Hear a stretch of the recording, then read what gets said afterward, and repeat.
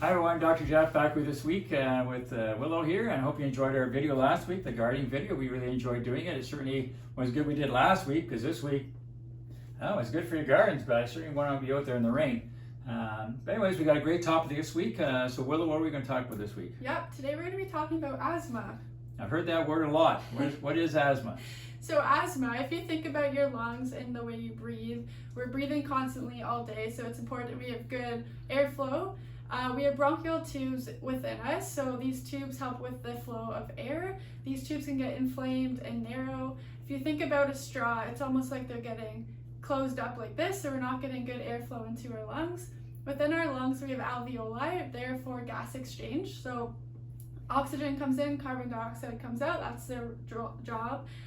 So when we have bad airflow through the bronchial tubes, we're not having very good gas exchange. This can lead to different symptoms, including mucus, so mucus buildup in these alveoli, shortness of breath, coughing, wheezing. Makes day-to-day a bit harder because obviously breathing is important, so if we don't have good airflow and breathing, then it's harder to do day-to-day activities. Yeah, there's a lot of factors that go into asthma. Genetics is certainly one of them. So, you know, there's lots of research showing if parents have asthma, there's a chance that kids could develop asthma as well. There's lots of environmental things out there. Smoking, certainly number one. If you're a smoker, there's a good chance you're going to develop asthma. Secondhand smoke is certainly number two. So if you're smoking around your kids, chances are the kids are going to develop asthma, so that's not good. Lots of environmental things out there. So, you know, in the spring you get lots of pollens and lots of other senses going on that can certainly irritate the lungs. In the summer we get bad quality air days, lots of toxins and stuff in the air. That's when you're going to irritate them. Cold, the bronchial tubes don't like cold air. If you're a runner especially, and you're trying to run in the cold, you might want to wear something over your mouth to try and warm the air up a little bit before it goes in, because the cold is going to cause those bronchial tubes to really constrict. So cold isn't good for it. Also, there's foods and beverages. So red wine certainly could be a trigger for allergies. Also, certain foods, and some people, you know, different triggers are for different people. So we really don't know what the trigger could be, but it's good to try and isolate what the trigger would be. Yeah, exactly. So there are so many triggers around us every day. One of the main things we can do to help treat or reduce the asthmatic attacks would be avoiding the triggers. So like we mentioned, smoking. If you can avoid smoking the best you can, it would help with these asthmatic attacks. Or secondhand smoke. Try to be in an environment where there's not lots of smoke in the air. Another thing is the pollens in the environment. So closing your windows in the house or in the car to keep these pollens outside instead of inside. Turn on your AC, have good air ventilation in the house or car. Another way to treat asthma is inhalers, which you may be prescribed. One would be a short relief inhaler. So when you're having an asthma attack, you would take this inhaler to reduce the symptoms immediately. Second one would be for long-term chronic asthma to help with maintenance of these symptoms.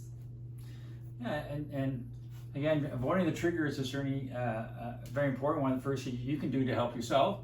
Bronchial inhalers work very well. I've got lots of my patients that have been on bronchial inhalers or on bronchial inhalers. One thing with them is generally there's a steroid and a vasodilator in it, and the bodies don't really like steroids that much, and these vasodilators. So it's not very good for the body. But again, breathing is very important. So when you need it, it's important to take it. But the body also acclimatizes to these things. So what happens is, as you get them, and the first time you use them, it works really well. Then as you use them more and more and more, the body acclimatizes to it. So now it takes 2 puffs or 3 puffs or 4 puffs, get to the point where it's really not working anymore. And that's quite often when your doctor's then going to cycle you through other types of inhalers to try and get the body to not acclimatize to the one you're taking, so it's more effective. But here, as chiropractors are concerned, your lungs operate through something called the autonomic system, the sympathetic system, parasympathetic system. And the sympathetic system for your lungs, it's kind of like your flight and fight mechanism. So when it turns on, it's going to cause your bronchial tubes to open up. So you get more air going in and out, in and out, in and out.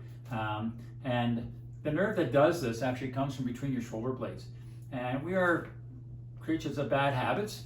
Sitting too long at the computer or on our phones, we have our head forward posture, our shoulders around like this, and we're like this, or we're like this.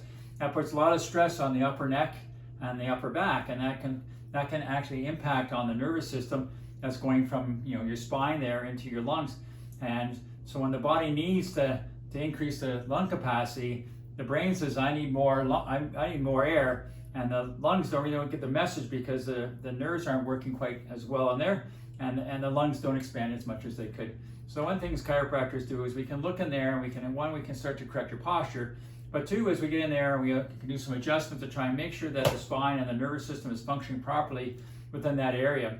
And I found in my practice, I've had a lot of success with kids, especially kids that have exertional asthma. So they're going out to play soccer, they're going out to play hockey in a cold rink, things like that. Or again, this summer playing soccer and we've got smoke in the air, and these kids can't breathe and they have to use their inhalers. Found I have a lot of success in treating them, that to the point where they use their inhalers less, or they have less symptoms. They don't need their inhalers as much, even get rid of their inhalers at some point. So kids, we have a lot of success. Adults, not as much success, but still we find that by adjusting this area, their breathing gets better. They're not going to have as many attacks. Their inhalers are going to work better, and they just are able to breathe better, which again is very important to living. Yeah. So chiropractic certainly help with asthma. Yeah, exactly. Like you heard Dr. Jeff, breathing's important. So it's important to take care and control of these asthmatic triggers that are around you. So that's it for our video today. If you have any questions, please let us know in the comments below. If you have any future topic ideas, we'd love to hear them too. So you can write them down in the comments. And always here at Goals Wellness, we got your back.